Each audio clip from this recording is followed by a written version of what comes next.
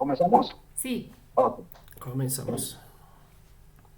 Oremos entonces en Beshem Yeshua, toda la familia.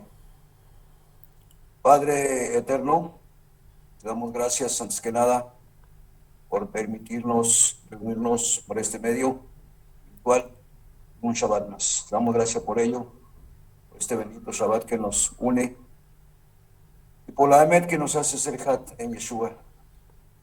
Muchas gracias por que nos has regalado la fe desde mucho antes y poder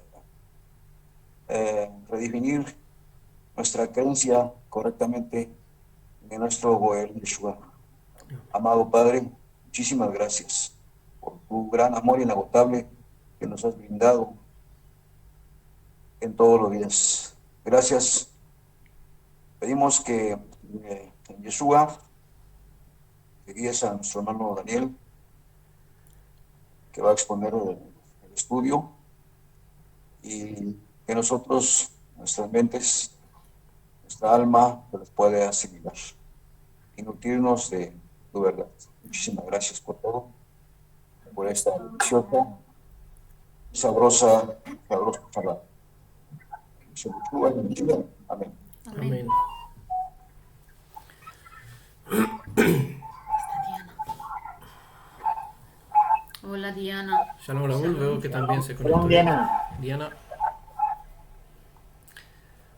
Shalom, Diana.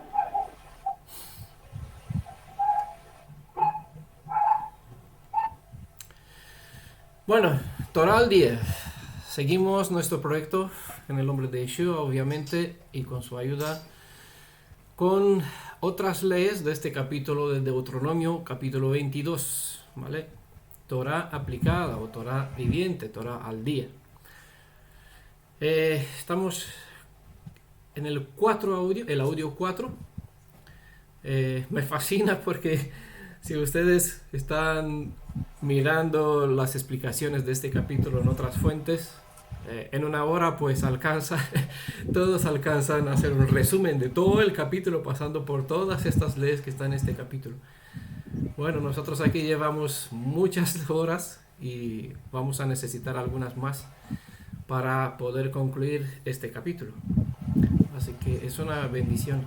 Mano Fernando, si quiere parar el micrófono, así no habrá interferencia. Jimmy, Julián, no sé quién es. Bueno, ya se para. Estamos en el capítulo 22. Estamos tratando el noveno punto, la novena ley de esta sección, de estas divisiones que tenemos en este capítulo. Y toca un verso bastante interesante. Es el verso 22 del libro de Deuteronomio, verso 12 del capítulo 22. Dice, te harás unas borlas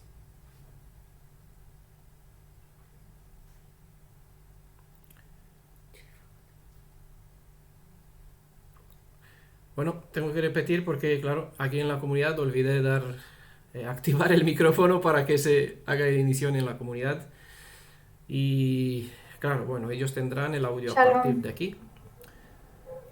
Y, bueno, nosotros aquí continuamos. Deuteronomio 22, verso 12, dice el texto, te harás unas borlas en las 4 puntas del manto con que te cubrirás. ¿Vale? Es la edición Corona de Jerusalén de donde estoy leyendo. La palabra hebrea que se ha traducido con borlas en este texto, en el texto hebreo, es gedilim. Que eso se refiere a un hilo, a fleco, a borla, un festón. Es decir, algo que se ven como unos cordones trenzados. Las borlas o los flecos son los conocidos tzitzit. ¿Vale? Así que prácticamente esta parte de la cuarta sección del Deuteronomio 22, verso 12, la novena ley que está en este capítulo 22, se refiere a estos tzitzit, ¿vale? Los flecos son unos adornos compuestos por una serie de hilos o cordones colgantes de una tela o cinta. Esta ley se encuentra también en Números capítulo 15, verso 37 al 38, ¿vale? Mientras que Deuteronomio 22, verso 12, emplea la forma plural de Gedil, de esta palabra Gedil. En Números 15, del 37 al 41, se usa la palabra tzitzit, ¿sí? Y se repite 3 veces, ¿vale? Esta palabra se repite 3 veces en este capítulo de Números. Para darle cierto énfasis, ya sabemos esto, ¿no? No vamos a hablar mucho sobre qué colores, qué tal, porque incluso los colores, este hilo de color azul es cuestionado dentro del propio judaísmo. Por eso hay quien solo lo usa de forma blanca, natural, o algunos que injertan un tipo de color azul, pero siempre tienen debate en cuanto de qué sacan el tinte para dar color a este azul. Bueno, nosotros no vamos a hablar sobre este asunto porque ni el dentro de las fuentes rabínicas no lo tienen claro, tienen su debate. Hemos estudiado un poquito sobre la fuente, sobre este color azul en el libro de Zacarías o Osea, creo que en Zacarías, donde hemos visto la vestidura del sumo sacerdote, que tenía este color azul dentro de su vestido, y porque eso también el zafiro, el color azul del zafiro, el zafiro es esta piedra preciosa que está debajo del fundamento del trono del Elohim de Israel. Por ende, de aquí viene la interpretación que se refiere al mar, que refleja el cielo es el fundamento del trono de Elohim. Se hace en el judaísmo hay cierta creación mística, cabalística en cuanto a lo que quiere decir el valor del numérico, tratan de dar un sentido que no tiene respaldo aquí, es un concepto. Nosotros nos limitamos a lo que las enseñanzas indican aquí. Aquí no se menciona ni de cuántos nudos hay que hacerlo, por dónde meterlo. Esas son cosas que uno puede mirarlo si le interesan las prácticas rabínicas. ¿Vale? Nosotros no nos dedicamos a eso. Entonces nos dedicamos a leer lo que las escrituras nos enseña y aquí desde ella tratamos de sacar enseñanza, fundamento. Vemos la parte práctica como se indica en la ley y tratamos de entender el sentido espiritual que Elohim nos quiere transmitir a través de estas leyes. Así que según la ley dada en Números capítulo 15, verso 37 al 41, ustedes pueden detenerse para leerlo, las borlas servían para recordar a Israel de todos los mandamientos de Adonai y la necesidad de ponerlos por obras. ¿Vale? Es la indicación que aparece aquí. De esta manera, el pueblo recordaría constantemente por todas las generaciones que el Elohim viviente los había librado de Egipto. Es aquí, así como acaba el verso 41. Números 15, verso 41. Recuerda, para recordar que Adonai los sacó de la tierra de Egipto, tiene entre sus propósitos, ¿vale? Y así no olvidar ninguno de los milagros que siempre los vamos a recordar cuando se trata de la salida de Egipto, del evento que se conecta con el Pesaj, siempre recordamos estos momentos. Tzitzit son una representación de lo que son o la suma de las instrucciones de la Torah. Y el lugar donde tenían que existir sus principios era sobre donde dice en el Tanaj, donde dice Adonai que tenemos que poner sus leyes. ¿Vale? Hay dos lugares donde Adonai indica donde tenemos que poner sus leyes, sus normas de la Torah. ¿Quién nos puede decir dónde? Sobre en el pensamiento. En la mente, en el pensamiento. Sobre tu frente.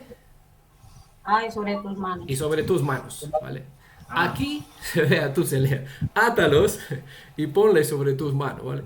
Es el lugar donde Adonai nos indica que lo tenemos que tener sobre la frente, es decir, en la mente, ¿vale? No es porque tengo que ponerme aquí un simbolito, un rollo, estos simbolitos que hacen los judíos, los hermanos judíos, cuando se pone una cajita que es un símbolo de Shefer, una cajita que se supone que es el libro de la Torah, ¿vale? Y sobre la mano que hace esta cinta, por mano derecha, esa cinta donde enrolla por aquí y acaba en la mano, donde da 3 vueltas sobre la mano a fin de crear la consonante Shin, ¿no? Shin de Shefer, y acaba, en el dedo.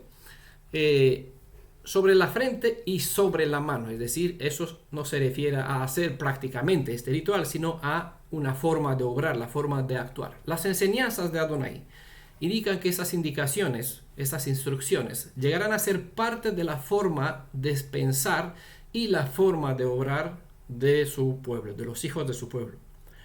Las borlas eran una forma visible que servía como una guía personal o como recordatorio. Si la Torah fuera dada hoy, en este caso ya no habría las mismas indicaciones. En este caso hoy tendríamos un móvil, dije, pues ponte un tono de timbre, aquí una llamada, un despertador, como el reloj que pone uno por la mañana para que siempre le recuerde, hay que despertar, momento de ir al trabajo. Bueno, hacer lo que sea. Teníamos algo así, ¿vale? Pero para aquel momento eso tendría su significado, porque en el contexto de aquel tiempo, hasta los egipcios hay imágenes pictográficas donde aparecen con vestido, con esta falda, con estas borlas, con estos tzitzit, ¿vale? No es algo único del pueblo de Israel. En la cultura de Mesopotamia de aquel momento se practicaba y se usaba como forma de distintivo para indicar la posición social de algunas personas que tenían estas franjas. Para tener claro que esta palabra tzit y yedil, que es un fleco, un hilo torcido, independiente si leemos en Deuteronomio 22, verso 16, donde está esta palabra plural de yedil, yedilim, o en Números, donde aparece tzitzit, ¿vale? Este hilo torcido se refiere a algo visible que sirve como distintivo. Pues vamos a ver algunas citas en nuestra Biblia para así observar el uso de esas palabras en otros contextos, ¿vale? Por ejemplo, en Éxodo capítulo 28, verso 36, el famoso capítulo que habla describe la vestidura sacerdotal. Aquí se indica: harás también una lámina de oro fino, en la cual mandarás grabar como se graba en los sellos, ¿qué? Pues algo que ponga consagrado a Adonai, ¿vale? Bueno, aquí yo no he leído la palabra tzitzit en ningún lado, pero en el hebreo donde se habla de harás también una lámina, aquí está la palabra tzit, ¿vale? En Números capítulo 17, verso 8, esta palabra tzit se refiere al renuevo que salió de la vara que Moisés metió en el arca junto con las de otros dirigentes de Israel. Y esta vara, ¿saben lo que sucedió con la vara de Aarón, no? Salieron brotes, habían flores, habían almendras incluso, ¿vale? Los tres mostraron todas las etapas de desarrollo para que nadie pueda decir, porque eso así no es posible. Ver el brote, es decir, este pimpollo que apenas sale con la primavera, ver flor, bueno, dirías, pero fruta también, eso ya no es muy posible. Por eso de aquí el milagro. Bueno, eso como paréntesis, que se aceptó por excelencia, que Adonai no se limitó solo para mostrar flores, incluso los frutos, ¿vale? Mientras había flores sobre una vara que estaba cortada, ¿vale? Que parece muerta. Vale, aquí este término en hebreo también, cuando se habla de este retoño que sale, este brote de la vara, igual está el término tzit, ¿vale? Isaías capítulo 40, verso 7, igual se refiere a esta palabra tzit, pero se traduce con flor, ¿vale? En Jeremías capítulo 48, verso 9, esta palabra tzit se refiere a las alas, ¿vale? Y estas referencias nos indican que esta palabra tzit se refiere a una especie de marca o señal que sirve para un cierto propósito, como en este caso que estamos estudiando del libro de Números capítulo 15, verso 37 a 31, o Deuteronomio 22, verso 12, se refiere a algo, una marca, un distintivo, algo exterior, algo visible. Por eso se indica para que se vea de luz, ya de noche tú no lo vas a ver mientras uno está despierto. Pues la gente observaba quién era la persona, qué clase. Era un distintivo que separaba a los demás, al resto de las personas que tenían esta característica. Pues estas tiritas, estos tzitzit, pues le recordaban no solo a una persona, sino mostraban a los demás a qué se dedica, a qué sirve, quién es, ¿no? Era como algo bueno, una forma de revelar a otro la identidad o a qué pertenece. Vamos a ver en la vida de un redimido, la señal o el distintivo es algo que se puede apreciar. ¿Tá? Entendemos de aquí que es algo que se puede apreciar y se indica que esa señal se sitúa sobre la ropa. ¿Vale? ¿Vale? Y esto no en cualquier lugar, sino en las 4 puntas de la ropa. En la cultura judía, vamos a volver a este asunto, ¿no? En la cultura judía se considera la vestimenta como una expresión externa del ser interior de la persona. De aquí viene el dicho, lo que viste, por lo general, es una buena expresión de quién eres, ¿vale? Veamos en Números 15, verso 39, nos vamos a dedicar un poquito a esta cita. Vamos, ¿qué dice la instrucción? Números 15, verso 39 dice, tendréis pues flecos, es decir, tzitzit, esa es la palabra que aquí aparece en hebreo, para que cuando los veáis os acordéis de todos los preceptos de Adonai. Entonces, claro, si yo no los miro, pues significa que no recuerdo. ¿Sería eso? Necesitamos aquí tener algo delante para recordar. Por eso Adonai dice, póntelo sobre tu frente, no para tenerlo aquí, o sobre tus puertas, o sobre tus paredes de la casa, para tener la casa llena de citas de la Biblia. ¿No? Para que cuando los veáis, os acordéis de todos los preceptos de Adonai, así los cumpliréis, y no seguiréis los caprichos de vuestro corazón y de vuestros ojos, que os han arrastrado a prostituirse. ¿Vale? Cabe resaltar el hecho de que la primera mujer, la Isha, cayó en la trampa del pecado, guiándose más bien por sus ojos que por su mente, según se consta en Génesis capítulo 3, verso 6. Ella vio y empezó a, ¿cómo dice? Tontear, a hablar, a dar curso a lo que ella vio, y se le pareció después interesante, atractivo, quedó cautivada, deseable para comer. Antes de que cometiesen pecado, el hombre y la mujer no se sentían avergonzados porque estaban desnudos, pero con el pecado se engendró la vergüenza. Desde entonces el ser humano no es capaz más de darle verdadera expresión a la dignidad interna de la persona, ya que el pecado solo te determina poner precio sobre lo superficial y lo exterior que tu ojo ve, ¿no? Por eso puse un poquito de énfasis sobre vuestros corazones y de vuestros ojos que os han atraído a prostituirse. Uno de los propósitos de la instrucción de la Torá es hacernos conscientes que somos distintos a los animales, porque aun teniendo instintos iguales, podemos dominarlos. El ser humano tiene la capacidad de controlar sus instintos animales, ¿vale?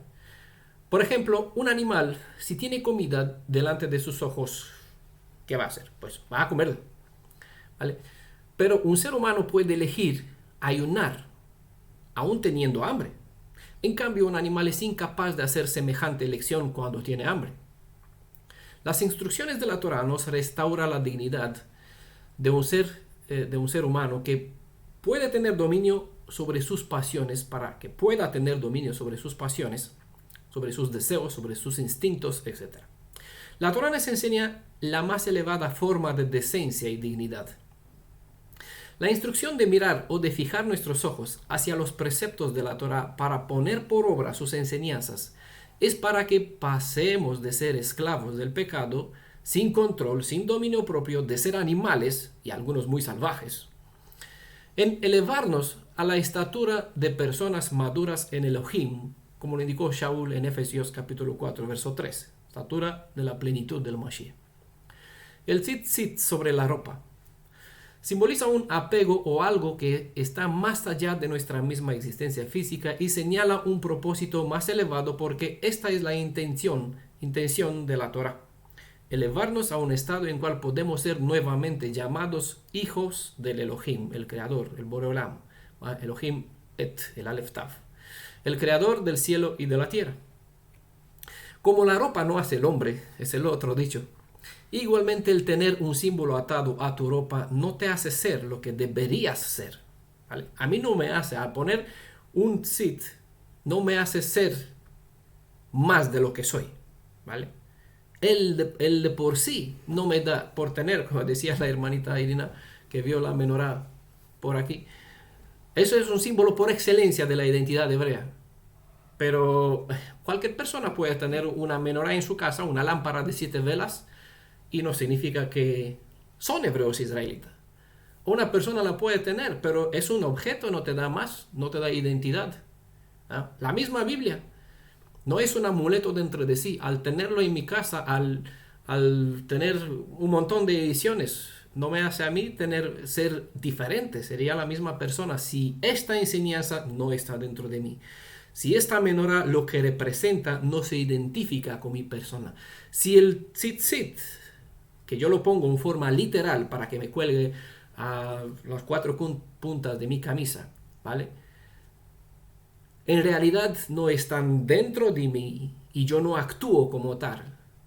Esto no me sirve como amuleto para decir guardo la Torah. ¿Ah? Por eso, la ropa no hace al hombre. Ese dicho tiene su fundamento.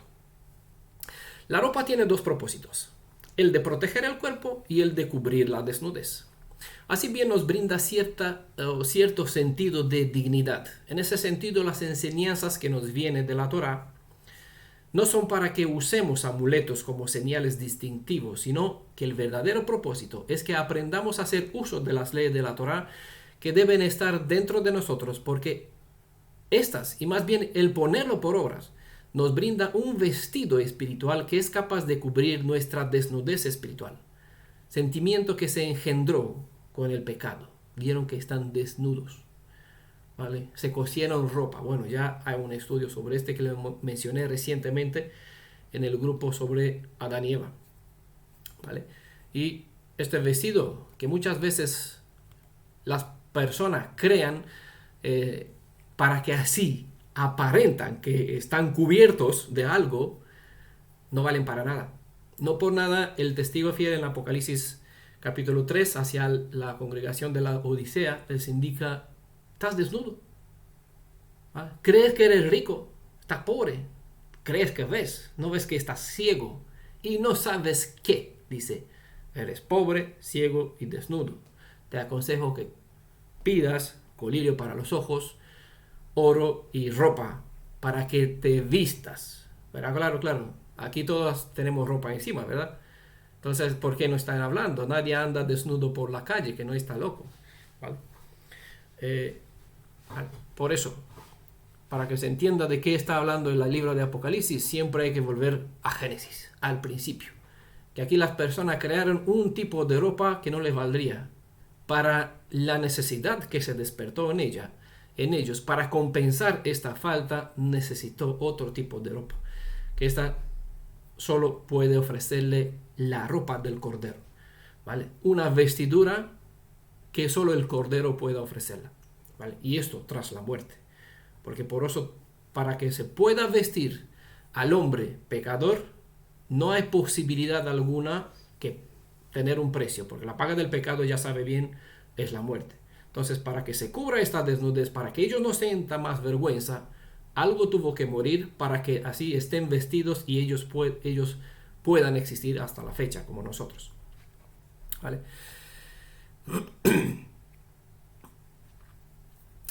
Hay muchas personas que pueden mirar un par de tzitzit y no recordar nada, ¿vale? Porque lo pueden tener, lo miran, pero tú empiezas a chequearlo sobre las leyes de la Torah y ni siquiera saben qué leyes están transgrediendo. Entonces puedes mostrarle un montón de fallos, un montón de leyes que transgreden con el tzitzit atado a sus ropas, ¿vale? Todo lo que ven solo son algunos hilos. Todas esas personas que ven las trenzas de la ropa del talit, bueno, vamos a hablar sobre esto.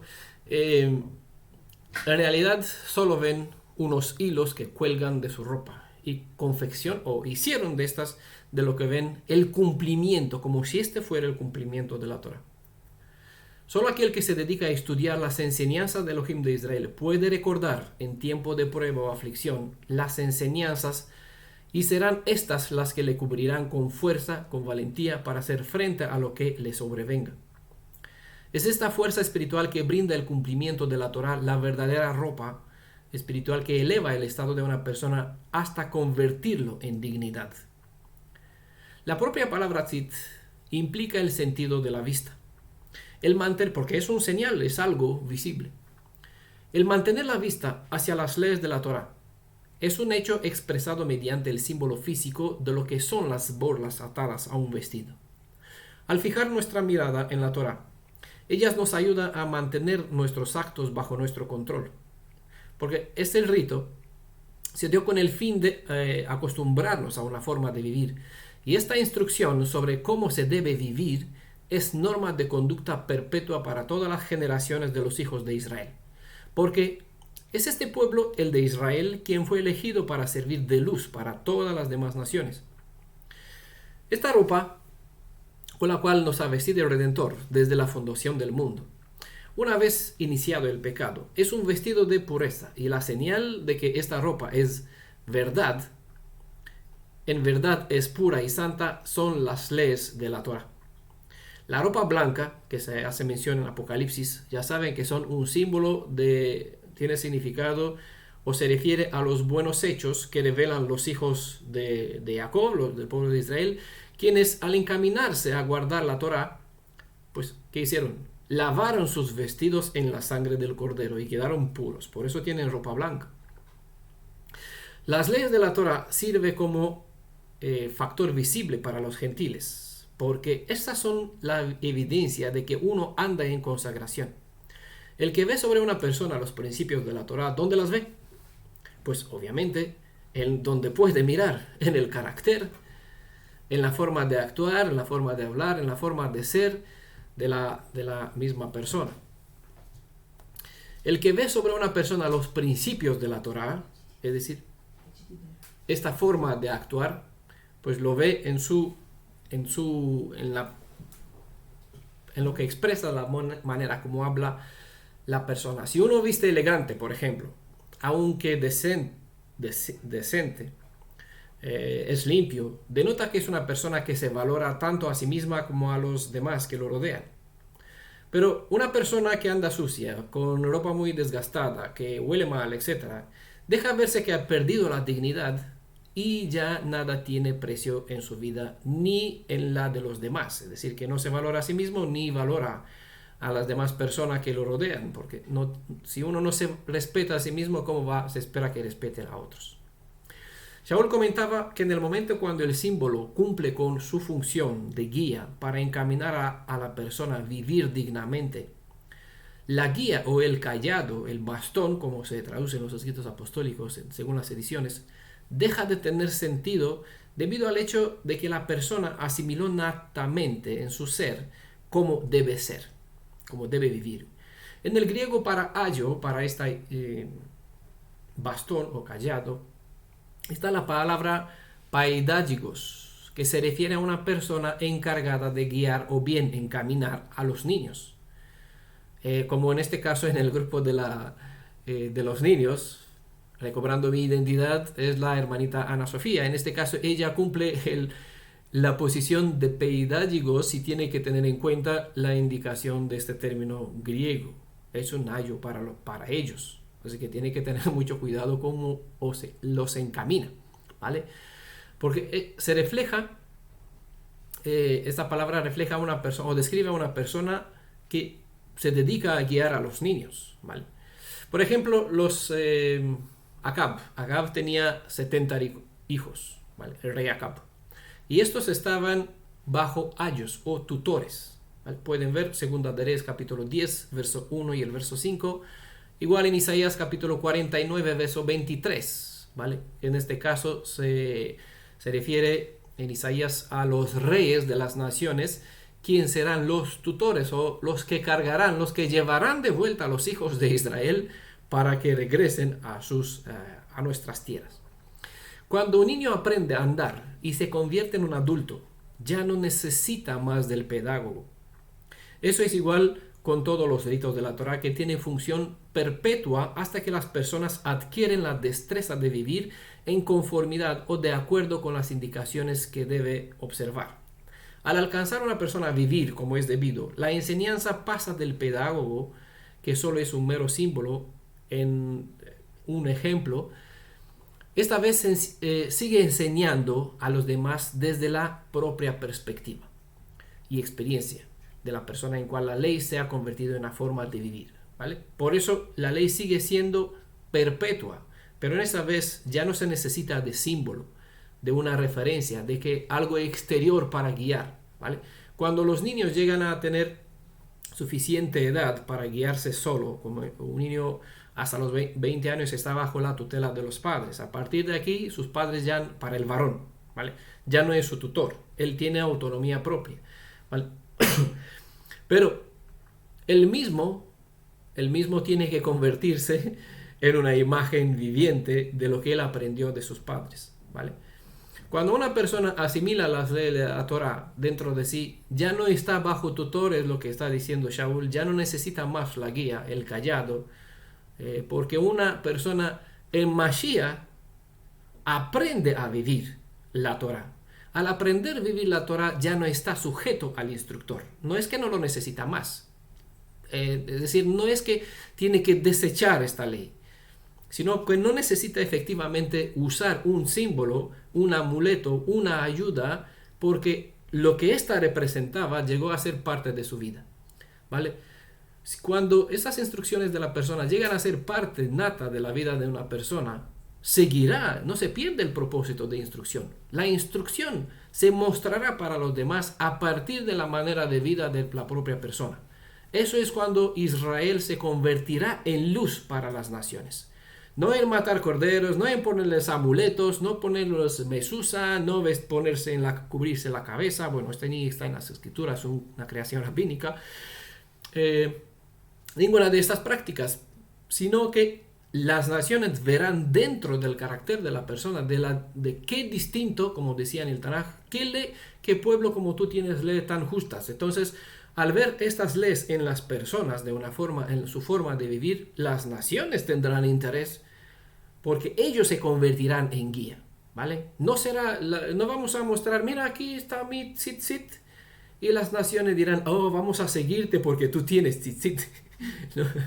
No, porque, claro, así se toma con el concepto de la circuncisión. Algunos se circuncidan, ese es el pacto, aunque no es un pacto del Brit Milá, de la circuncisión.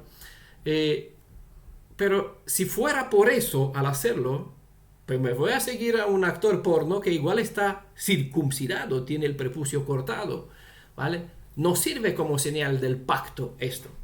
Por eso, no es la señal, no es el pacto dentro de sí, es señal de algo. ¿Qué es lo que tengo que seguir yo? Lo que es o hacia quien indica ese señal, ¿vale? En este caso no tiene el valor la circuncisión, sino el pacto que da valor, ¿vale? Si yo no guardo el pacto, la señal no me sirve para nada, ¿vale? Si yo guardo el pacto, la señal tiene autoridad, tiene validez, porque esto solo confirma, como el Shabbat, que es señal de algo. Me identifica a mí al guardar el Shabbat, ¿con quién? Con un pueblo a quien pertenezco, con el Creador. Me conecto hace 6.000 años, vuelvo en el tiempo y cubro todo ese espacio porque tengo una conexión directa desde la creación hasta hoy mismo, hoy es Shabbat, cuando nosotros estamos en el día en cual el Creador al principio dijo, cese completo de todo, reposo de todo, ¿vale? Gozo y bendición por encima. ¿Vale? Las cosas están mucho más profundas de cómo se aparenta. Es igual con el tzitzit. Yo puedo tener eso, las naciones no le dirán nada, porque los tzitzit están vistos desde hace muchísimos años en el pueblo judío y a nadie le interesa a ver qué haces tú con esto, ¿vale? No convierte a nadie, no sirven de luz, solo con un acto distintivo, ¿vale? Como es la corbata roja, ¿sabe? Que la corbata roja que lo guardan los líderes es específica del liderazgo de los masones. Vale, eso es como la corbata dentro de sí es un símbolo de ellos, una creación que los identifica, y el color rojo por excelencia. Vale, verán a los líderes que tienen esta corbata, muchos, corbata roja. Bueno, vamos a volver a nuestro asunto, dejamos por ello, porque así vamos a hablar un montón, ¿no? Cuando el instructor, decía, el pedagogo, el callado, el tzitzit, logra su objetivo, significa que podemos leer este texto de Números 15:39 o de Deuteronomio 22:12 de esta forma, ¿vale? Lo voy a citar distinto, ¿vale? Espero que entiendan el sentido común. Cuando una persona, ¿vale?, llega a vivir conforme a las instrucciones de la Torá, voy a leer esta cita de esta forma, o esta cita va a reflejar una justicia. Ya no más cumpliréis y ya nunca más seguiréis los capricios de vuestro corazón, de vuestros corazones y de vuestros ojos que antes os arrastraba en prostituiros, ¿vale? Un caso que ya hemos estudiado en la comunidad es el de la mujer, esto está por escrito, está también en un audio, la mujer que tocó el borde del manto de Yeshua. Esta historia en Mateo capítulo 9, verso 20, Marcos capítulo 5, verso 27, Lucas capítulo 8, verso 44, son donde aparecen esos tres libros, esta historia. Y aquí los mesiánicos interpretan que la mujer tocó los tzitziot. Este estudio está disponible ya en audio y en PDF para los interesados, siempre pueden pedirlo. Las 4 puntas, dice, ¿dónde se pondrá estas bolas o tzitziot? En las 4 puntas. Es decir, sea donde sea que vas a ir por el mundo, el pensar y el actuar en conformidad con las leyes de la nación de Israel debe prevalecer en tu vida.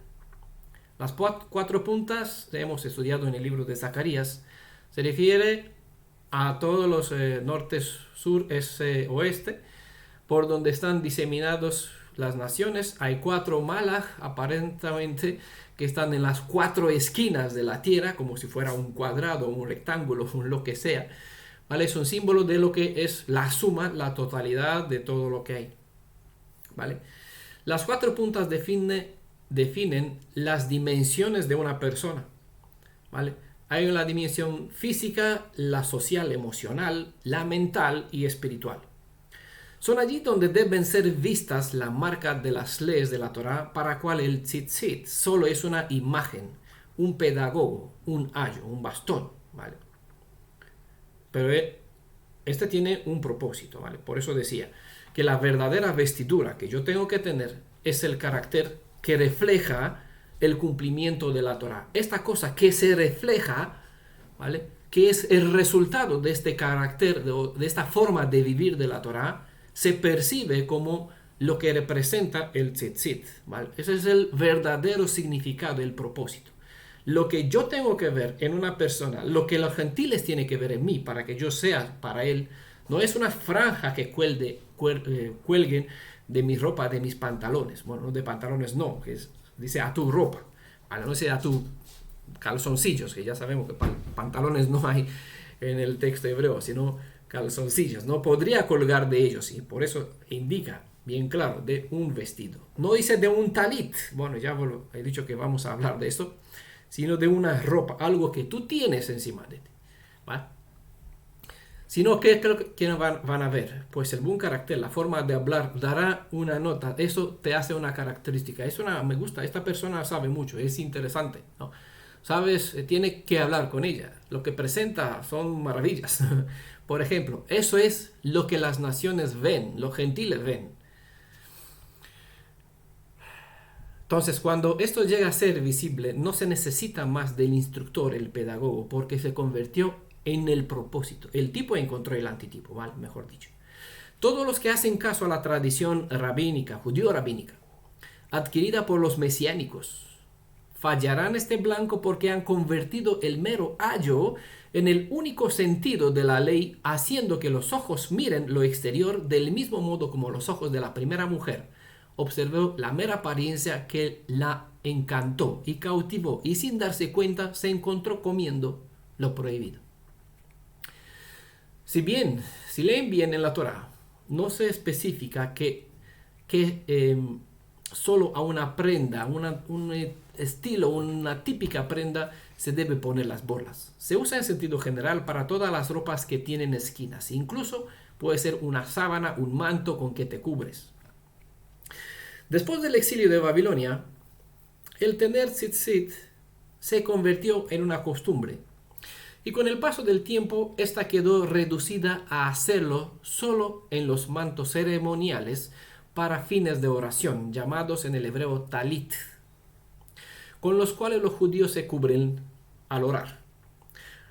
Pero las personas muy religiosas lo llevan encima todo el tiempo, como símbolo de su acatamiento a la Torah y su sumisión a la voluntad de Elohim.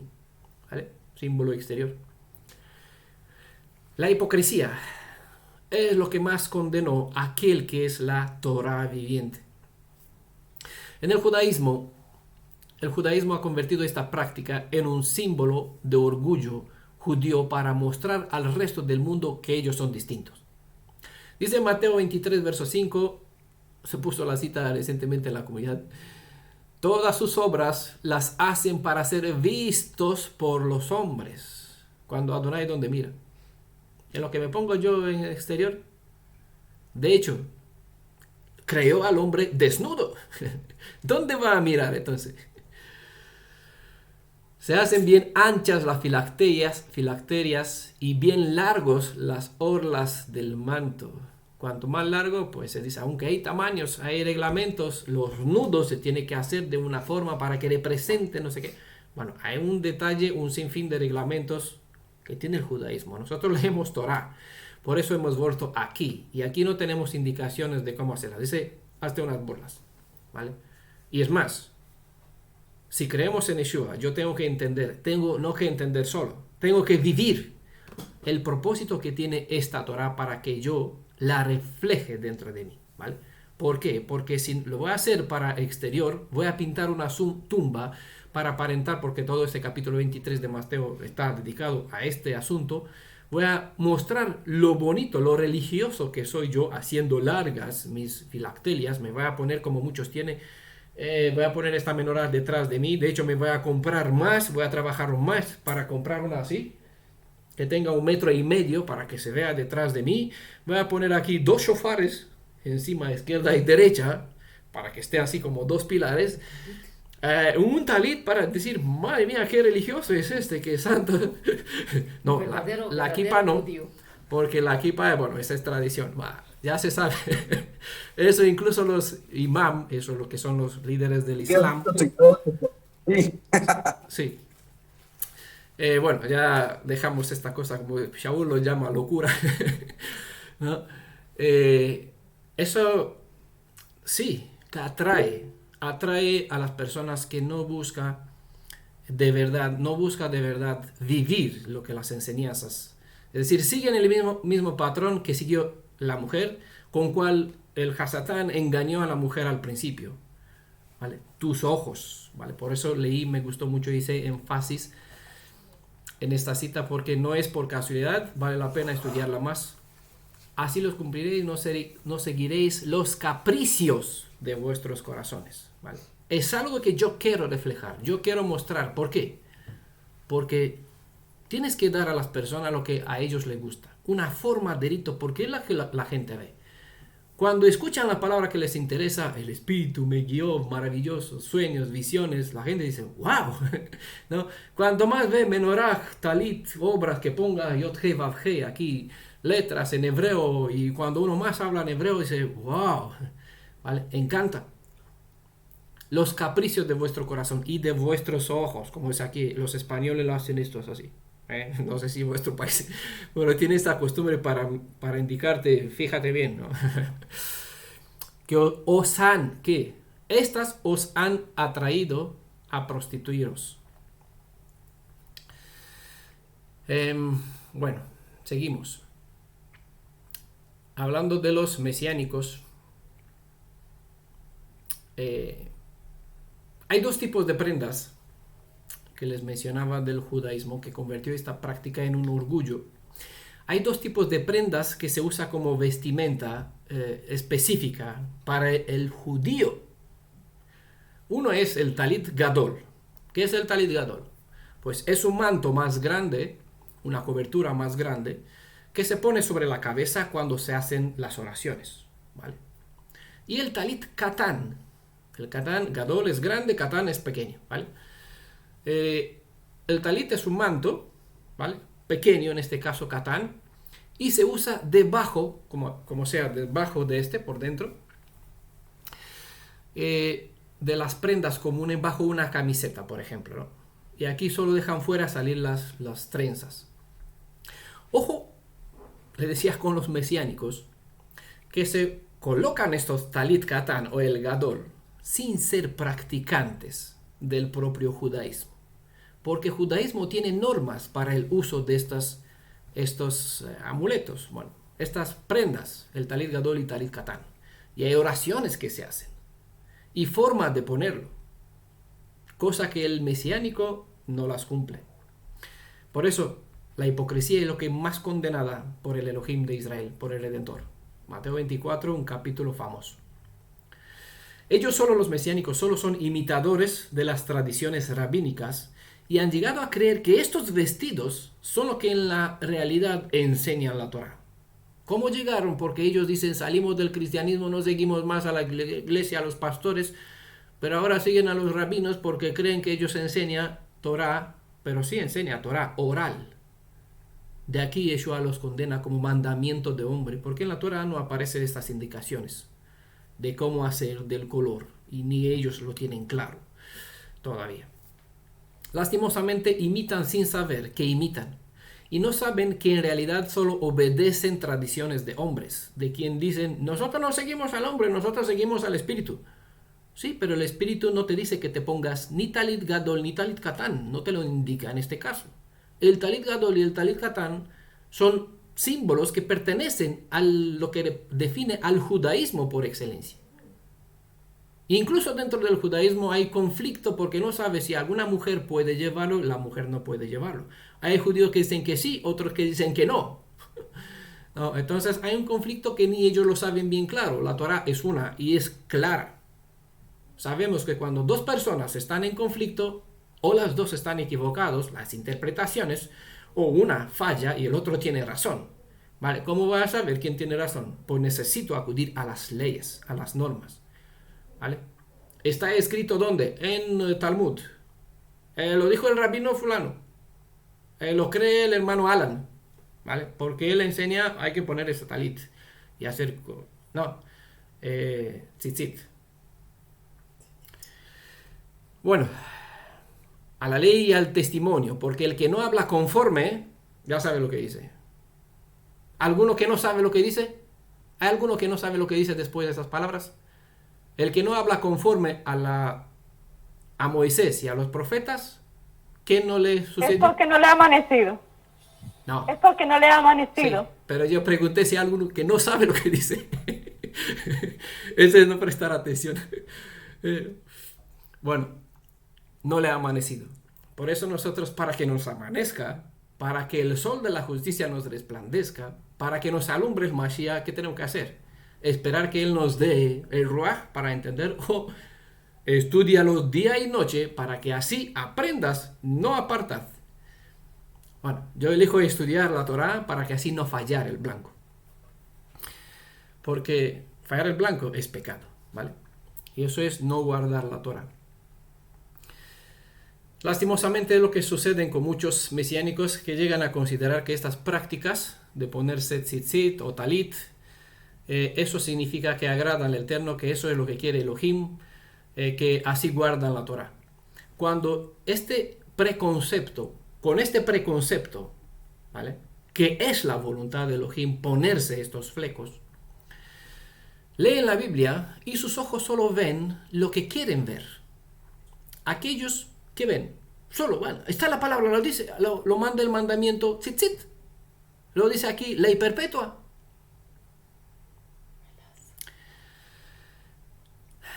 Es esto de tener estos cordones atados a un manto rabínico lo único que enseña la Torah, hacer porque el mero tener tzitzit, esto de por sí es la suma de todas las leyes de la Torah, y que esto es vivir la Torah. Es el concepto con cual ellos leen la Biblia, y así como encuentra que aquí está, obviamente aparece en la Biblia. Ponlo sobre los pilares de tu puerta. Pues ¿cómo voy a estar yo en contra de la mesusa?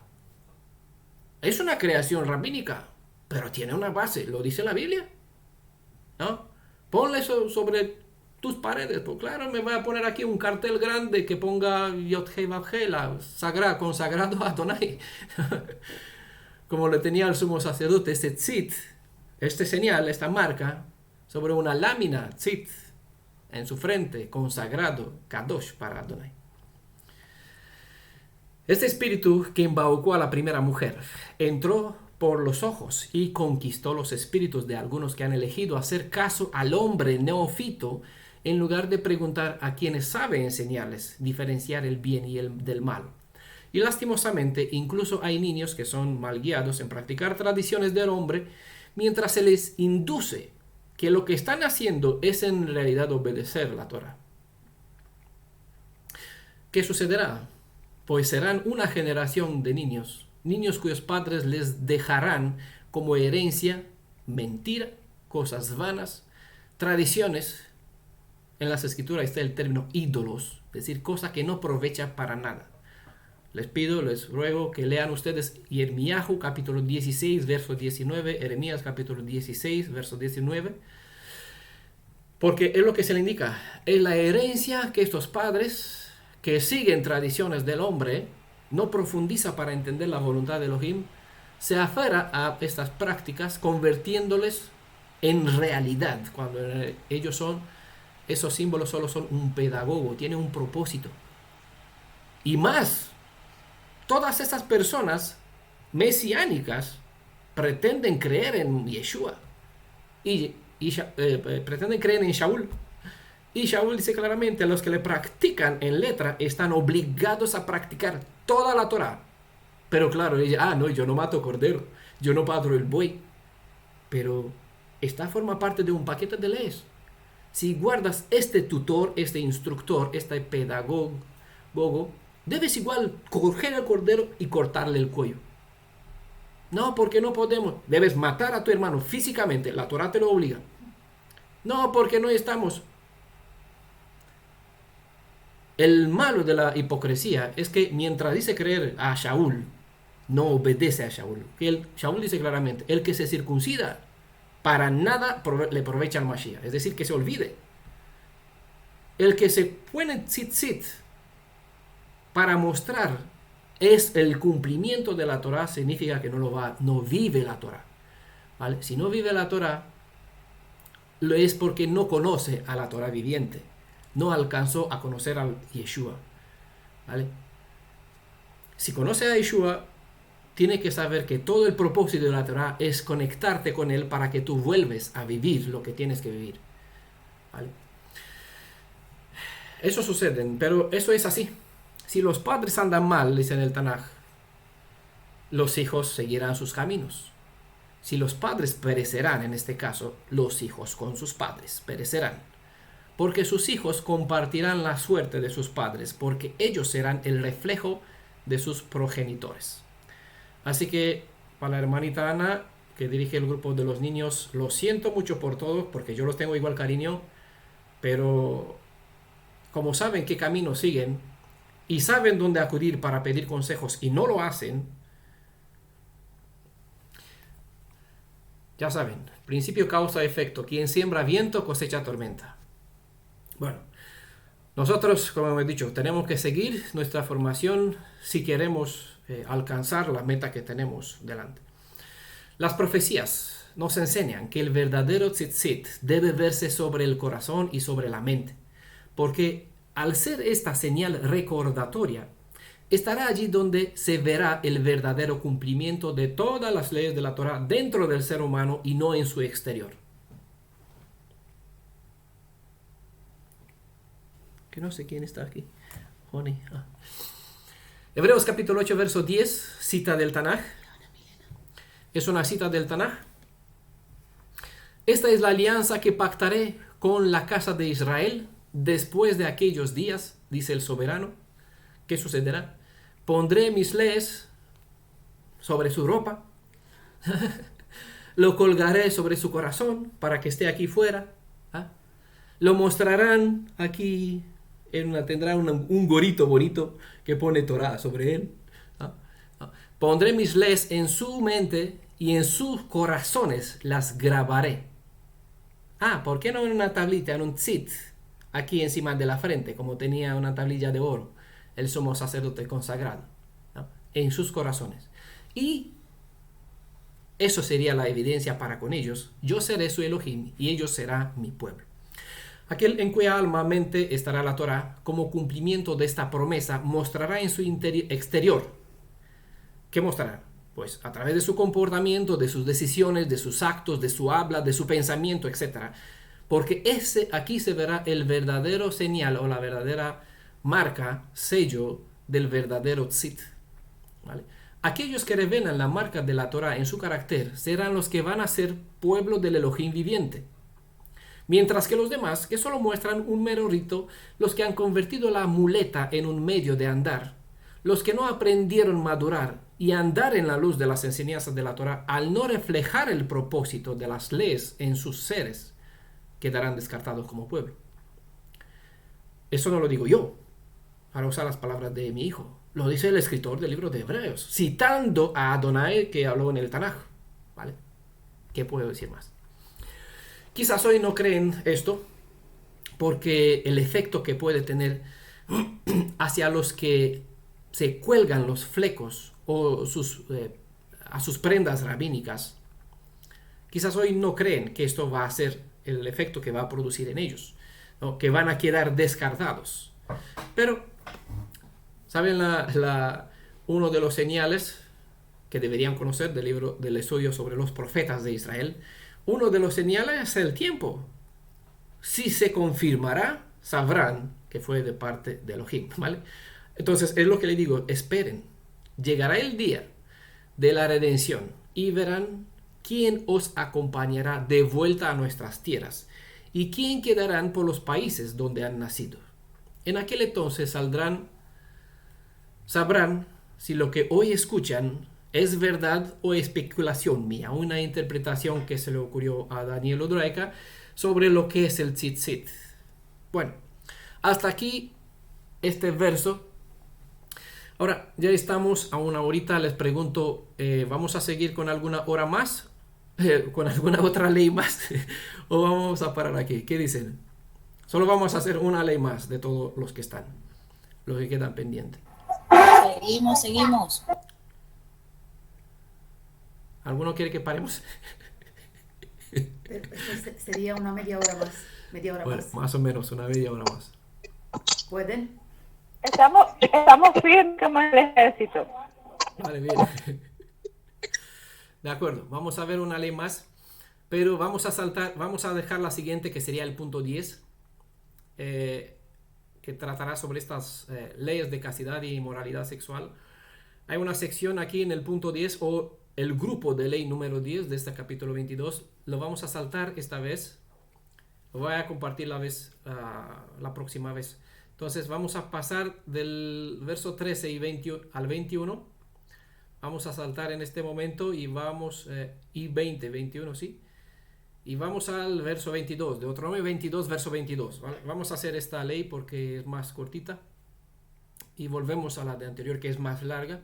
Tiene más cita en la próxima parte. ¿Vale? Entonces sería el punto 11.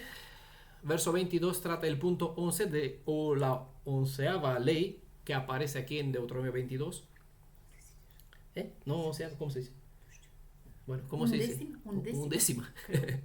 Vale. Deuteronomio 22, verso 22. ¿Vale?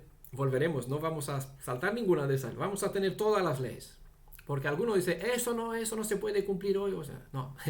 La Torah al día, Torah viviente, vamos a verlo despacito, pero bueno, vamos a dar tiempo. Cito: si se sorprende a un hombre, ¿vale? Ojo, voy a especificar un detalle. Lee sobre la castidad y la inmoralidad sexual, como se mencionó en la comunidad, bien. Hay que aprender a prestar atención cuando se leen las escrituras al orden de las indicaciones, porque no por casualidad se indican en un cierto orden, ¿vale? Así que leo nuevamente y traten de marcar bien como aparece en el texto. Si se sorprende a un hombre acostado con una mujer casada, ¿qué sucederá? ¿Les perdonarás la vida porque, bueno, los pobres no sabían lo que sea? Morirán los dos. ¿Vale? ¿Tienen claro esta ley? No lo habla Moisés. Moisés escribió lo que Elohim le dio. Si se sorprende a un hombre acostado con una mujer casada, morirán los dos. No dice que hay que tenerles piedad porque quién sabe, los hijos que tendrá la mujer, si el hombre tiene hijos, morirán los dos. Punto. El hombre que se acostó con la mujer y la mujer misma. Así harás, esto me gusta, lo que dice aquí, maravilloso, porque es el final de la justicia y bendición. Así harás desaparecer de Israel el mal. Así que si encuentra, ¿qué hacen? ¿Qué hacemos? Si encontramos a un hermano con una hermana casada, hay que perdonarlos porque, bueno, decir pobres, la carne los tentó, ¿vale? La carne los llevó en el pecado. No recibieron la fe que hemos estudiado para que así puedan vencer la tentación y el pecado. La carne los llevó porque ¿qué más pudieron hacer? ¿Qué va a hacer uno? Veo en mí una ley, ay, pobre de mí, cuánto quiero obedecer a la ley del Mashiach. No puedo porque hay otra ley en mí que me dice, hey, mira qué deseable es la mujer de tu hermano, acuéstate con ella. ¿No? Si los verán, si los encuentran, mátenlos. La ley está citada del Levítico capítulo 20, verso 10. Es donde aparece esta ley, que está aquí en Deuteronomio 22, verso 22. Capítulo 6 del libro de Proverbios incluye una sección completa que nos advierte en contra del adulterio. Y este capítulo incluye aquí una advertencia que se lo voy a leer. De Proverbios capítulo 6, verso 27 al 29. Dice lo siguiente. Son algunas preguntas. ¿Puede alguien echarse brasas en el pecho sin quemarse la ropa? Bueno, son principios generales. En todas las cosas van así. Segunda pregunta. ¿Puede alguien caminar sobre las brasas sin quemarse los pies? Bueno, causa y efecto. Siempre está este principio. Hay obediencia, hay bendición. ¿Quieres, siembras viento, cosechas tormenta? Andas sobre carbones en brasa, encendidos, te quemarás los pies, ¿no? Pues tampoco quien se acuesta con la mujer ajena puede tocarla y quedar impune. Impune, bueno, es pregunta. ¿Puede tocarla? Son 3 preguntas. ¿Puede tocarla y quedar impune? ¿Puede quedar y quedar sin culpa? No. Ojo al detalle, que en este texto se resalta también. ¿A quién se le dirige esta cita? Quien se acuesta Al con hombre. La tercera no es pregunta, la tercera es afirmación. Es afirmación. Claro. Sí, es una afirmación. Si un hombre se acuesta con una mujer ajena, ¿puede tocarla y quedar impune? No puede. ¿Vale? Por eso, si se sorprende a un hombre acostado con una mujer, mátele las dos. Mujer casada. ¿Vale? Por eso es importante el detalle, porque hay que ver. Los juicios no se hacen así a la ligera. ¿Vale? Hay que conocer bien la ley para actuar conforme a ella, porque hay leyes distintas para casos distintos. Hombre soltero, casado, no importa. La mujer casada. Muerte para los dos, ¿vale? La violación del matrimonio por medio del adulterio sigue siendo un acto prohibido conforme a Éxodo capítulo 20, verso 14. Bueno, lo mismo se cita en Deuteronomio capítulo 5, verso 18. Y Levítico capítulo 18, verso 20, capítulo 20, verso 10. ¿Vale?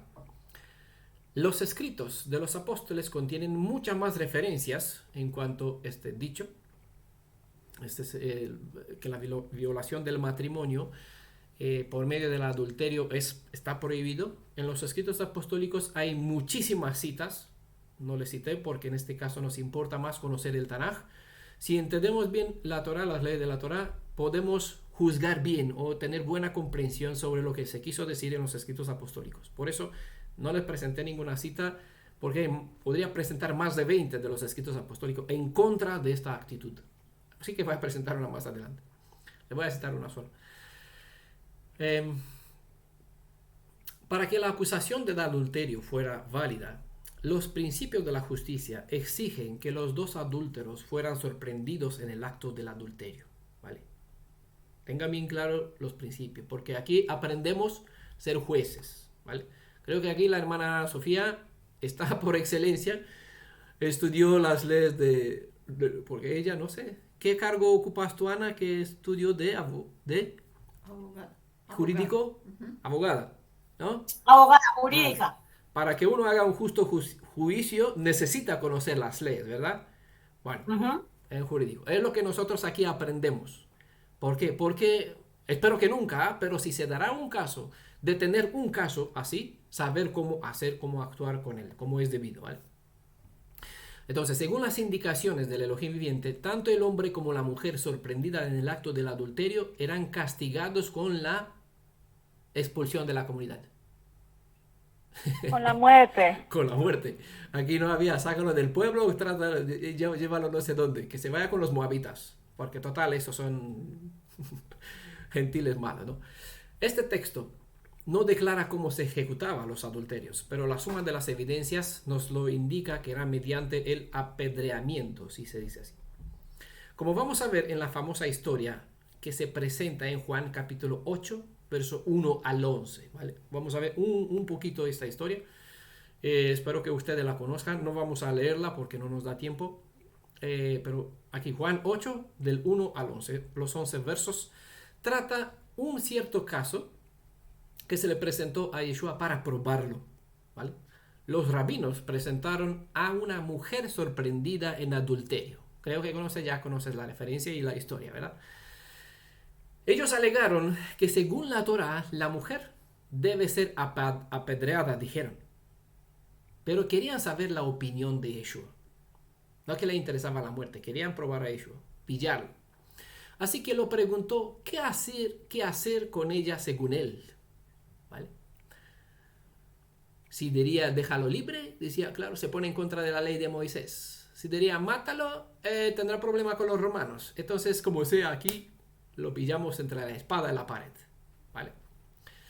Como podrán apreciar al leer la historia indicada en Juan 8, de 1 al 11, no se revela de que empezó a buscar. No sé si en ningún lugar que Yeshua empezó, bueno, espérame un poquito, voy a leer el manual de justicia que dice, voy a leer en la Torá, a ver cómo se debe proceder en este caso.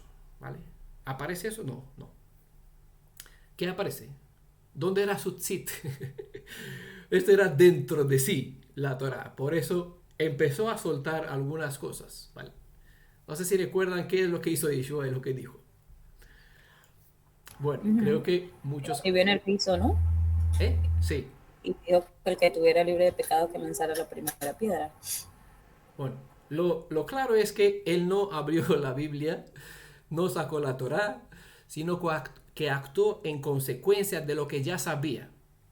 Porque él conocía el orden de la legislación, que obviamente él fue quien la enseñó o le ordenó, le mandó a Moisés que la ponga por escrito para que todo el pueblo de Israel lo tenga en este libro de la instrucción.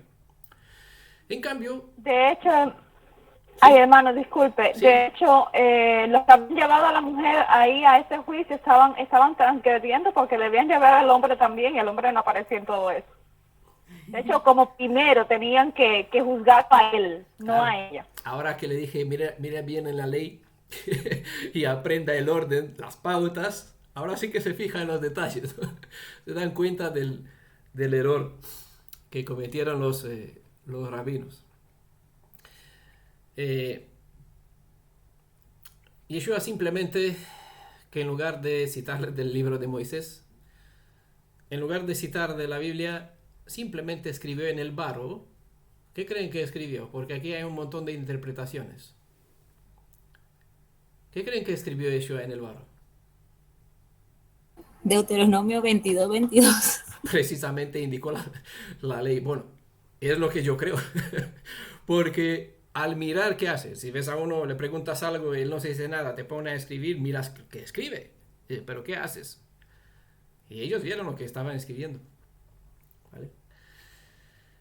Él, en cambio, no citó la Torá, sino que simplemente escribió en el barro la ley, mientras les decía que si ellos cumplen con la instrucción, que hicieran el debido proceder, empezando a tirar las piedras. No. Si prestan atención al orden de las instrucciones, comprenderán por qué razón los manos de los rabinos empezaron a soltar las piedras, y cada uno se largó olvidándose de la mujer sorprendida en el acto del adulterio. A ver, ¿no tenía ellos ganas para matarlo? Pero claro. Sí, pero en vista de que era una mujer, o sea, primero pues fue si alguno tiene pecado, pues que lance la primera piedra, ¿no? La conciencia. Y lo segundo, bueno, primero lo que estaba escribiendo, segundo lo que dijo, y tercero pues el fallo, porque la ley o la norma es prácticamente para el hombre, ¿cierto? Entonces ahí estaría cometiendo una infracción a su propia norma. Sí, pero la interpretación que se suele decir cuando se cita el que no tiene pecado, se piensa, a ver, ¿qué pecado tenemos cada uno? Que todos serán culpables de alguna cosa, a saber quién mintió, qué hizo. Eso es así, Eso no porque puedo es que decir. a veces nosotros somos, y incluso también, ¿no? Tendemos a juzgar y no nos revisamos a nosotros mismos. Cuando se nos habla de la Torá o la Torá nos confronta, nos examina, y uno, es que piedra va a lanzar. Diana. Diana, apaga el micrófono. No, quiere decir algo. Vale. No, pienso que obviamente ninguno podía lanzar la primera piedra porque todos estaban igual, todos estaban contaminados, tenían su pecado, que no lo sacaran a la luz, pero todos tenían su culpa, ¿no? Y ellos en su conciencia pues lo sabían. Eso es la interpretación que todo el cristianismo mesiánico lo tiene. Eso, claro. Hermano, Sí. por primera vez en mi vida, disculpa, hermana Ana, por primera vez en mi vida llego a entender este pasaje. Por primera vez en mi vida, porque es que la mayoría piensa eso que dijiste. No, todo aquel que esté libre de pecado, y cuando se piensa en pecado, bueno, en cualquier cosa, no sé, pero en ese caso se trataba de que ellos estaban transgrediendo directamente la misma Torá, la misma indicación. Estaba hablando de eso. Bueno, si ustedes creen que pueden tirarle piedra a ella sin estar presente el hombre, vamos, láncense. ¿Quién es el primero? Claro. ¿Cuál es la definición del pecado? ¿Cuál es? Transgredir la Torá. Entonces, es lo que él escribió aquí. ¿Qué dice la Torá? Pues bueno, aquí lo pongo. No tengo que decirlo. Yo lo escribo. Porque ellos sabían. Eran eruditos, expertos en la ley. Se sentaban en la silla de Moisés. Sabían leer y sabía qué es lo que escribió. Citó Deuteronomio 22, ¿no? El verso que estamos estudiando. Y dice, bueno, si guardan la Torá, si no son pecadores, ¿por qué es pecado? Porque la transgreden. Si ustedes no la transgreden, tiren la piedra. Sencillamente. Nunca se habla aquí que perdonó a la mujer. Dice, ¿tienen razón? Vale. ¿Lo dice Moisés? Vale. ¿Qué dice Moisés? Eso. ¿Actúan ustedes como él dice? ¿Están ustedes sin pecado porque no transgreden la Torá? Porque si la transgreden, entonces soltaron la piedra y se marcharon. ¿Qué transgredieron? Porque aquí está el asunto. ¿Qué dice la ley? Debieron haber llevado al varón. Debieron haber llevado al varón y no a la chica. Eso. O a la dama. Exactamente, a los dos. La ley dice claramente que primero debe buscar al hombre. Hermano Fernando, quería decir. Bueno, que iba a comentar que en este hecho cabe lo que está por ahí escrito en Eclesiastés, que dice que aquí en la tierra no hay justo tan justo y que no agreda, que no transgreda la Torá. Bueno, sobre este ya lo comenté. Si hubiese usted mirando el chat, bueno, vuelve a leer bien atentamente en el chat, porque esta respuesta o esta pregunta la comenté precisamente cuando Emanuel la citó en la comunidad y le di la respuesta, ¿vale? Voy a dejar aquí para no responderle, para hacer la tarea y prestar bien atención. Seguramente se saltó esa explicación que le di. ¿Alguno de por aquí escuchó la respuesta que le di? ¿Prestó atención a todo el debate, a todo el chat que tuvimos en la comunidad con Emanuel y la respuesta? Porque se planteó esta misma cita, con esta misma pregunta. No sé quién puso la cita, pero yo lo noté y la expliqué. ¿Será la que tenía que ver acerca del cordero, que era también, como Yeshua también fue considerado el cordero también, sin falta? Y ese cordero estaba sujeto a la misma naturaleza caída desde la transgresión de Adán. Entonces, estabas hablando, no sé si tiene que ver con eso, porque Bueno, hasta ahí fue donde yo... la respuesta es buena, forma parte del estudio que tuvimos. Vale. Voy a buscar yo la respuesta, se le voy a indicar en el chat, en el grupo, al hermano Fernando para que tenga así la respuesta. ¿Vale? Seguimos. Lo que la ley dice, primero es buscar al hombre. Y después, por eso dice, y después, traer también a la mujer.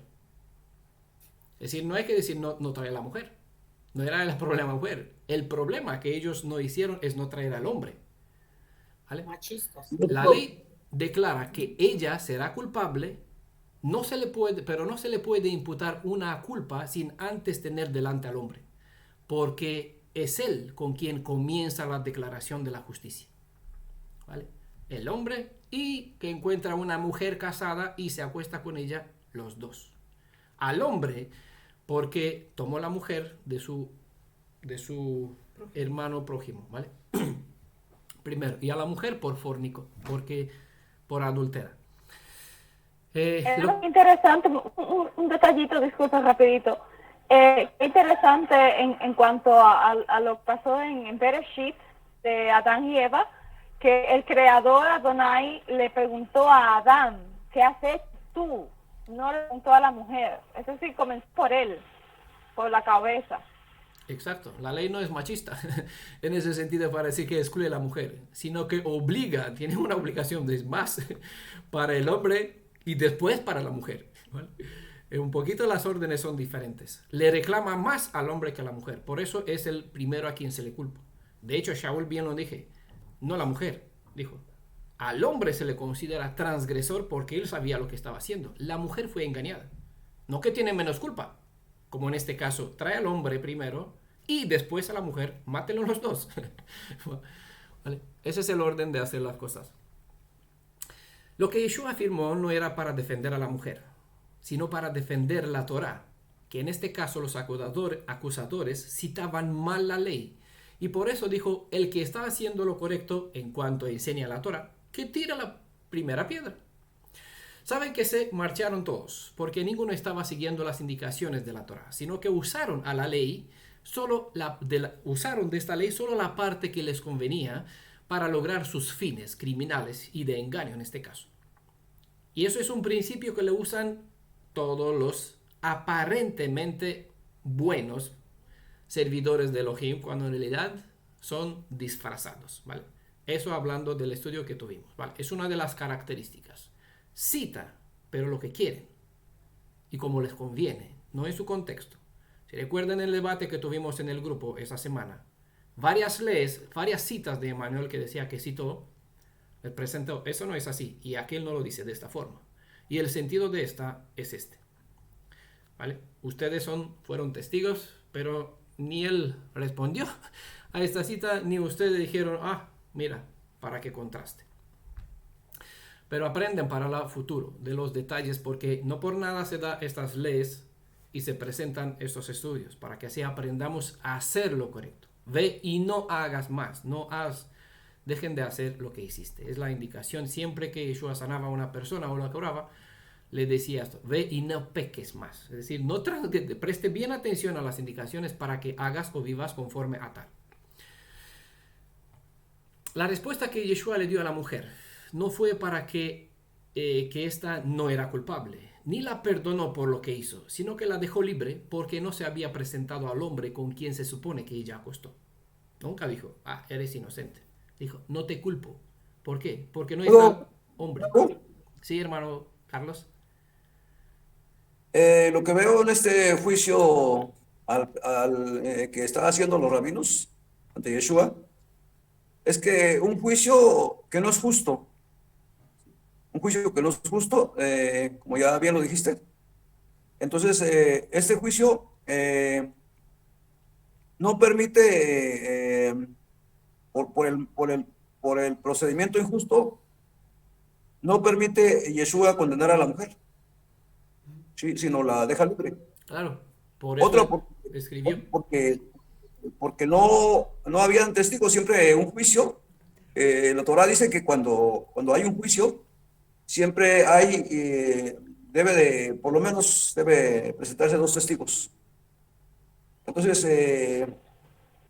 era un juicio injusto porque el hombre no estaba presente, el que debió de ser juzgado antes que la mujer. Exactamente. Y Mira sus que- testigos, aun cuando este se hubiese presentado o trajesen el hombre, la ley dice que tenía que presentarse 2 testigos para así y seguir el procedimiento de la condena, ¿no? Pero ahí vemos en la escena faltó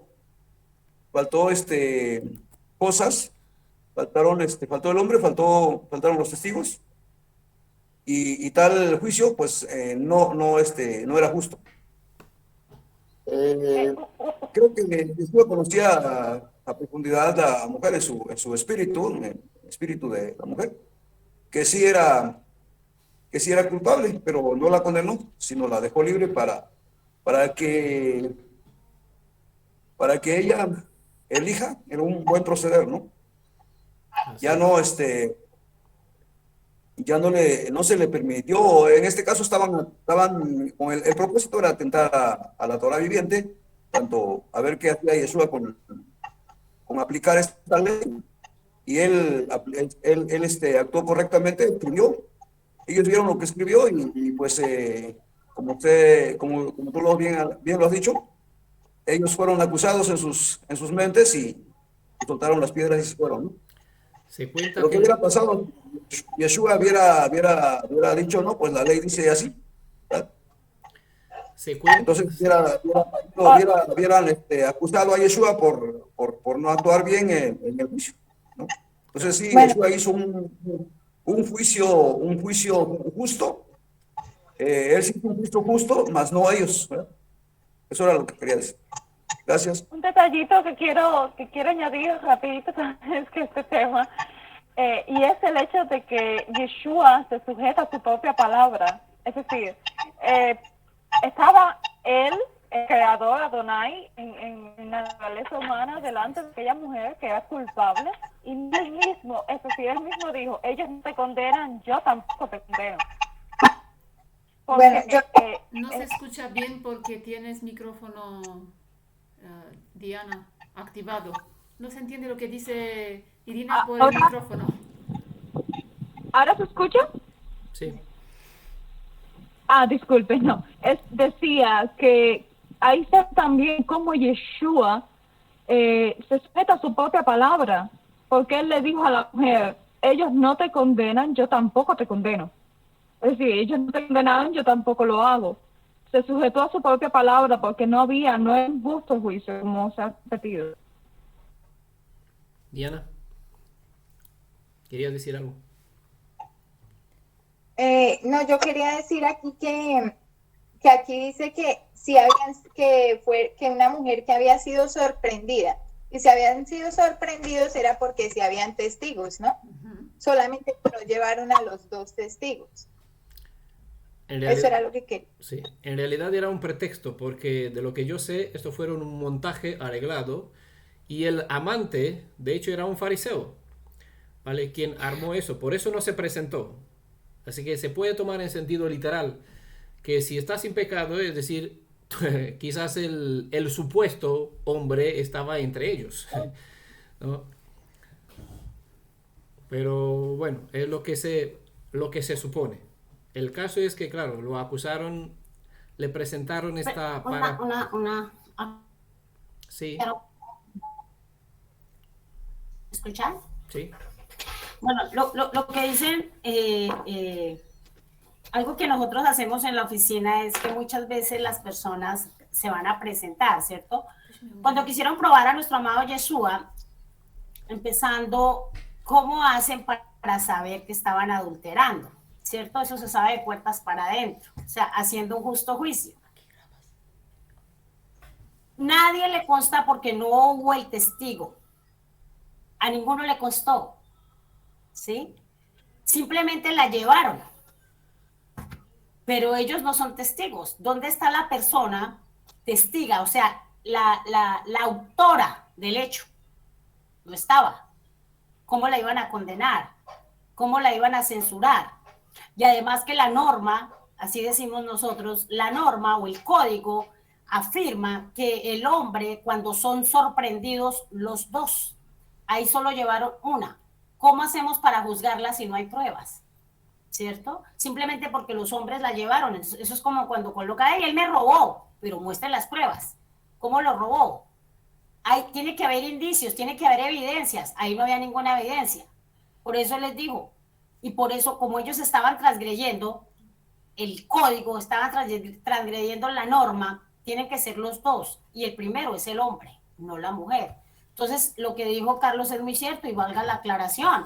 Es el juicio que hizo, porque sí hay que hacer juicios, fue muy justo, bastante justo, tanto así que el mismo Jesús dijo, yo no te condeno porque yo no estuve ahí, no sé nada, no sé si es verdad, no sé si es mentira, no vino el real testigo.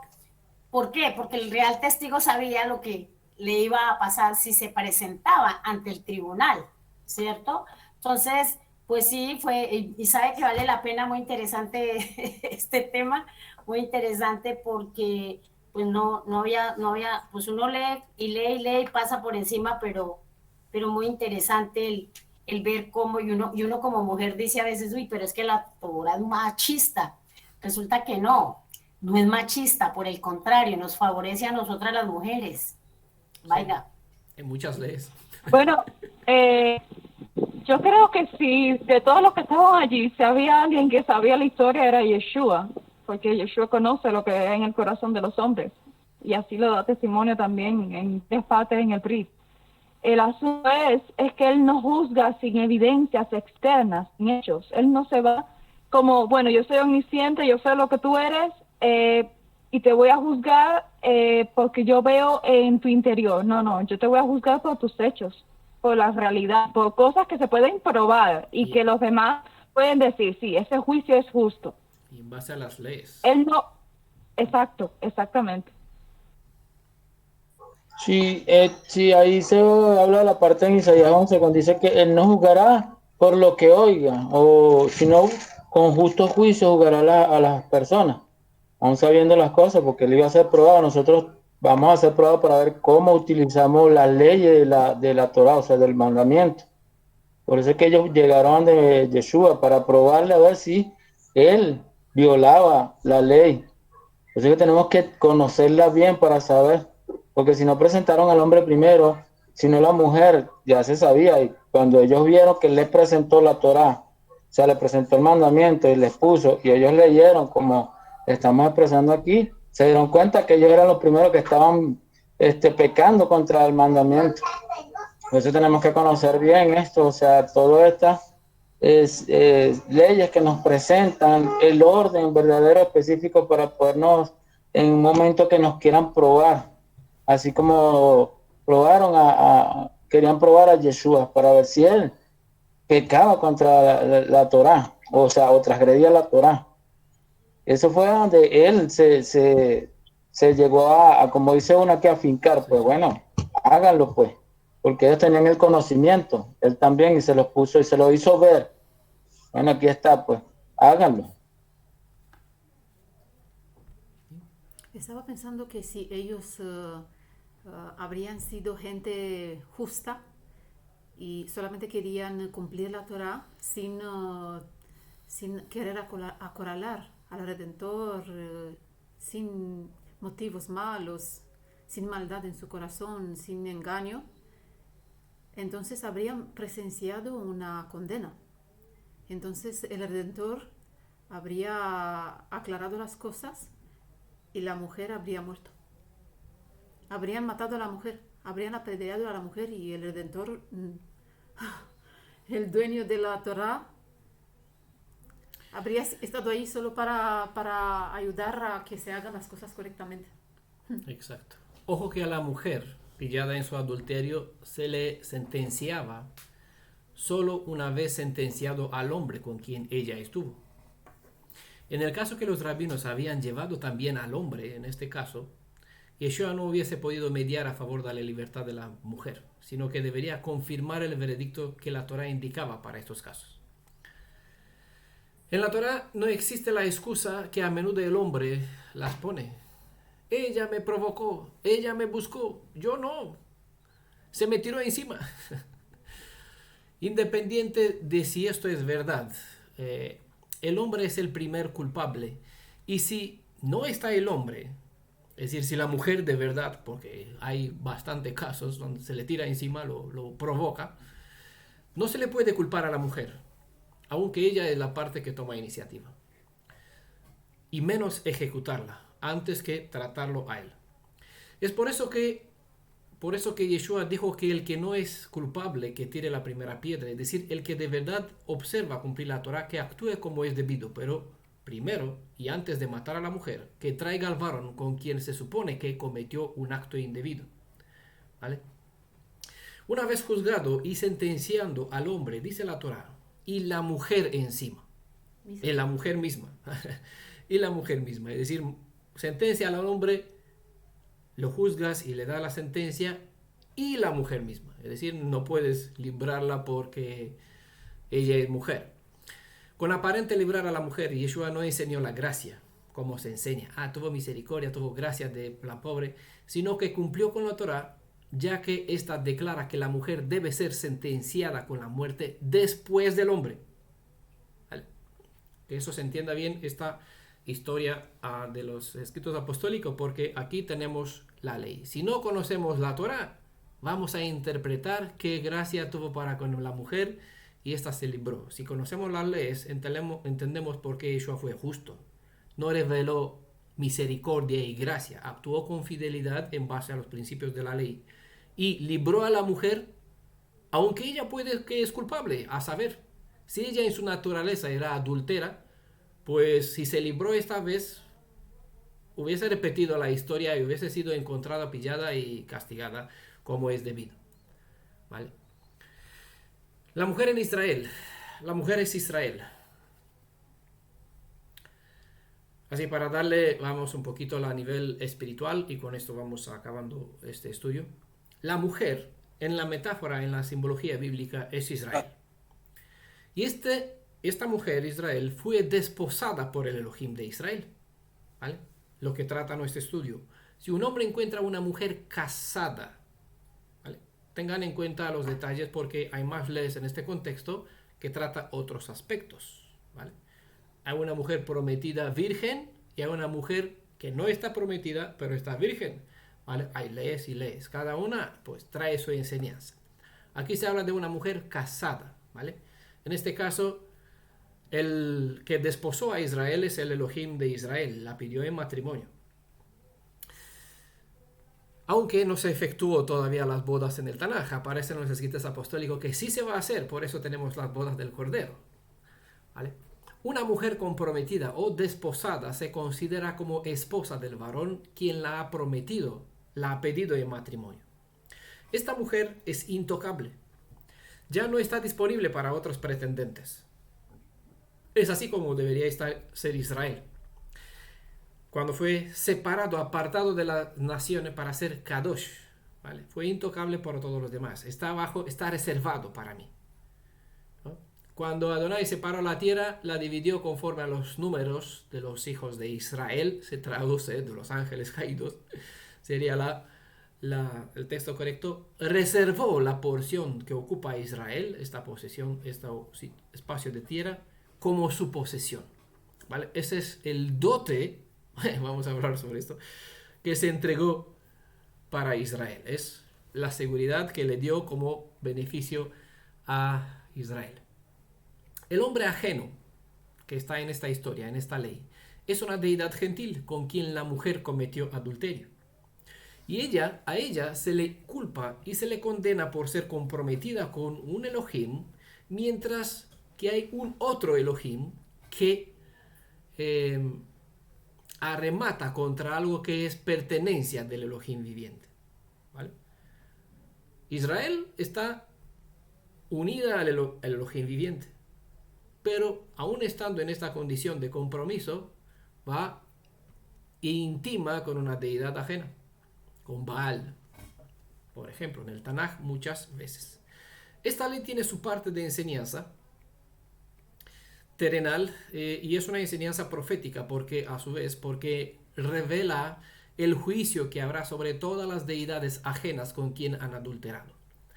Es decir, con quien han simpatizado, con quien simpatiza aquellos hijos de Israel que se han comprometido con el Elohim de Israel al entrar en el pacto de la alianza mediante el bautismo en el nombre de Yeshua.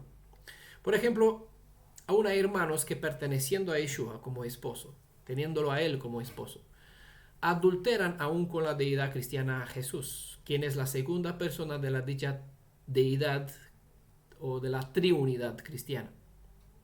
Este comportamiento es declarado reo de muerte porque tal combinación no es tolerada en la ley de Israel. Este acto es considerado un mal en Israel. Y este mal se debe desarraigar porque si no trae inmundicia sobre todo Israel. El mal ejemplo contagia y la enfermedad se aísla y se extirpe. Es lo que hacen todos los médicos en el mundo. No se tolera. No se le pone algún rincón, ¿no? Aquí se encuentra, se lo localiza, se identifica y se quita.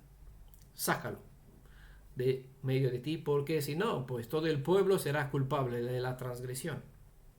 Por esa razón que en esta comunidad hebreo-israelita mire dentro de Yeshua se procura mantener fuera del grupo a aquellos creyentes en las deidades cristianas y se les enseña a los que se aferran a la fe hebrea librarse de cualquier contagio con que podrían tener con la deidad de los cristianos o mesiánicos, ¿vale? Que en realidad el mesianismo no es más que un cristianismo avanzado o encubierto.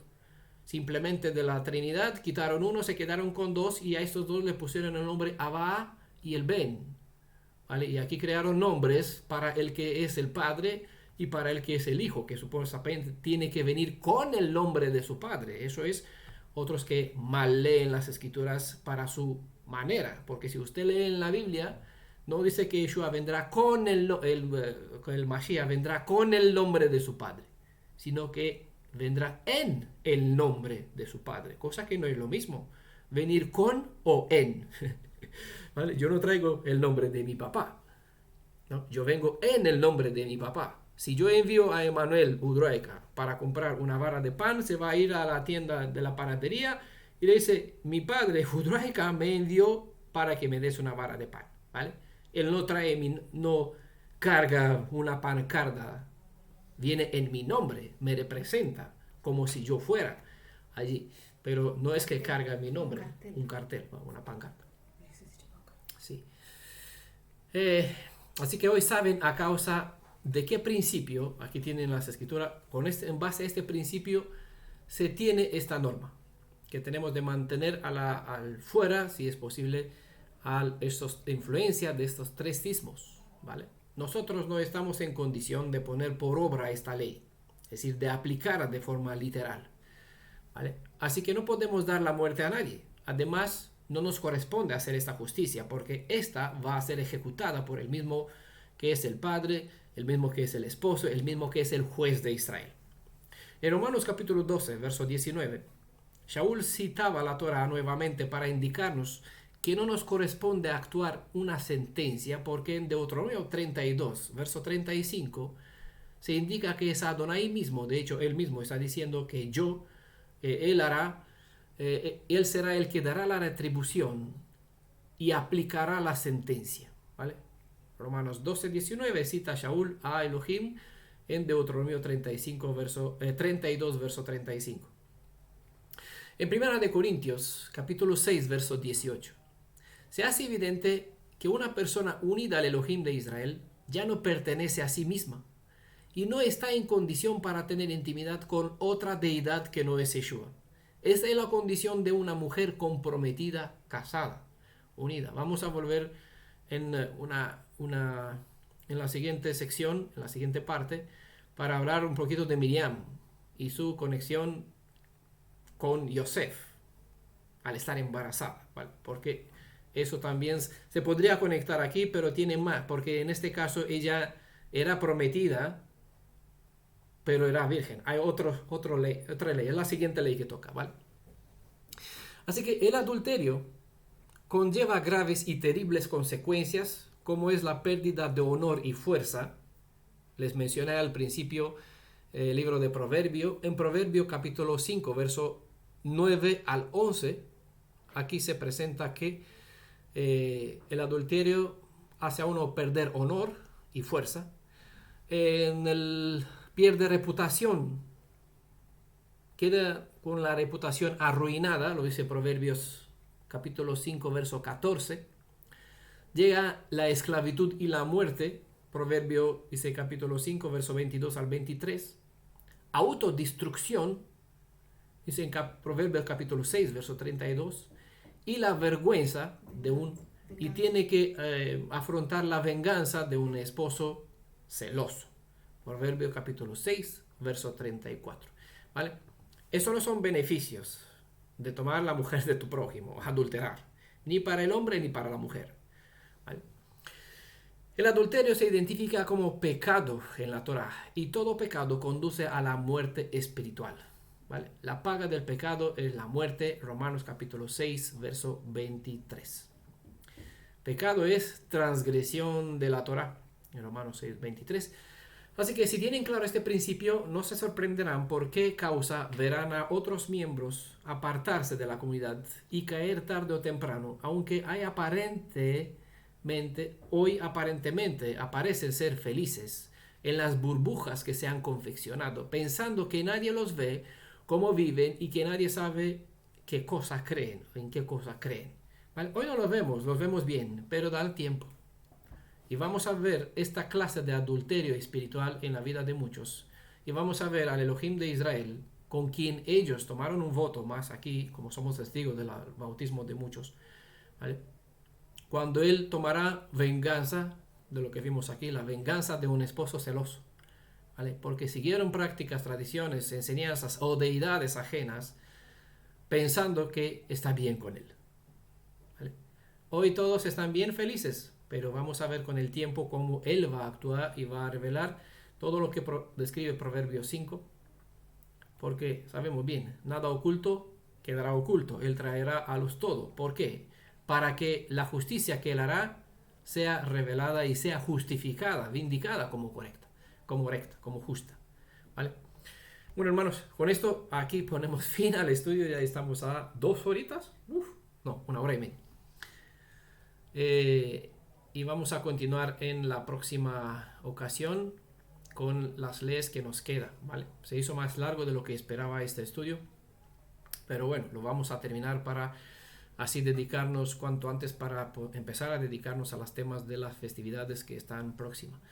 Si alguno de ustedes quiere cerrar este estudio haciendo alguna oración, alguna tefilá, pues sería bien. ¿Quién quiere invocar? Agradecer al Elohim por esa bendición, si fueran de bendición, supongo, ¿no? Para ustedes como para nosotros este estudio.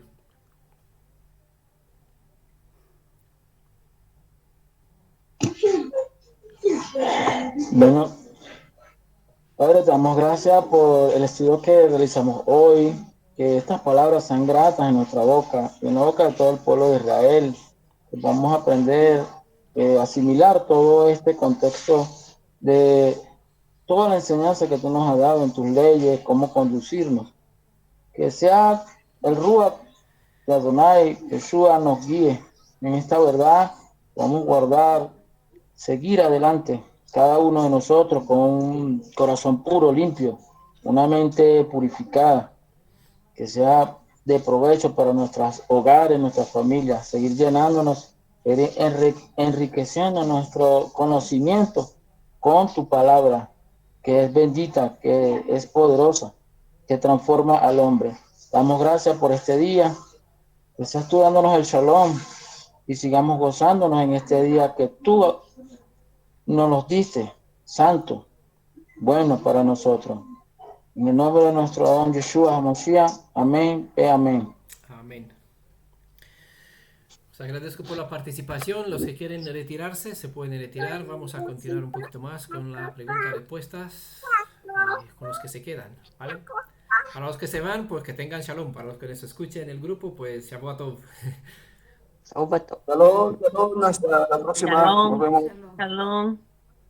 Retirar a todos. Bendiciones a todos.